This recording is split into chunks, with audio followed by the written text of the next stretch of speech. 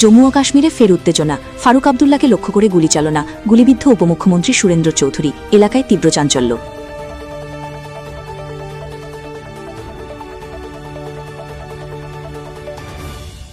ফের অশান্ত হয়ে উঠল জম্মু ও কাশ্মীর। প্রাক্তন মুখ্যমন্ত্রী ফারুক আবদুল্লাহকে লক্ষ্য করে দুর্বৃত্তদের গুলিচালনার ঘটনায় চাঞ্চল্য ছড়িয়েছে গোটা এলাকায়। যদিও অল্পের জন্য রক্ষা পান তিনি, তবে গুলিবিদ্ধ হয়েছেন রাজ্যের বর্তমান উপমুখ্যমন্ত্রী সুরেন্দ্র চৌধুরী।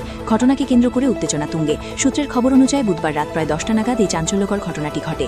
জানা গেছে, প্রাক্তন মুখ্যমন্ত্রী ফারুক আবদুল্লাহকে লক্ষ্য করেই গুলি চালায় দুর্বৃত্তরা। তবে ভাগ্যক্রমে বড় ধরনের বিপদ এড়িয়ে যান তিনি। কিন্তু সেই সময় উপস্থিত থাকা উপমুখ্যমন্ত্রী সুরেন্দ্র চৌধুরী গুলিবিদ্ধ হন বলে খবর।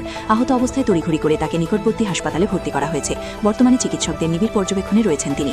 ঘটনার পরপরই এলাকা জুড়ে নিরাপত্তা জোরদার করা হয়েছে এবং হামলাকারীদের খোঁজে তল্লাশি শুরু করেছে পুলিশ ও নিরাপত্তা বাহিনী। এই ঘটনাকে কেন্দ্র করে জম্মু কাশ্মীর জুড়ে ব্যাপক চাঞ্চল্য ও উদ্বেগের পরিবেশ তৈরি হয়েছে।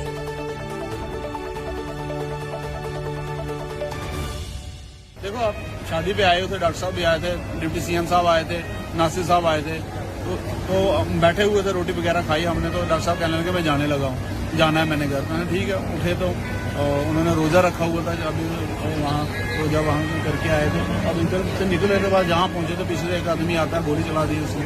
तो जैसे लगभग कितने बजे की बात है ये? अभी घंटे की बात है, 1.5 घंटे 2 घंटे की बात है।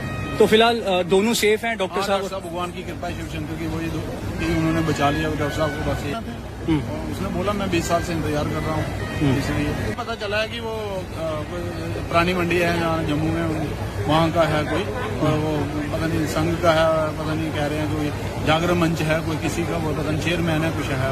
शराब शुरू तो पी रखी थी। वो कहते हैं कि वो बड़ा ड्रग्स वगैरह नशे लेता है वगैरह।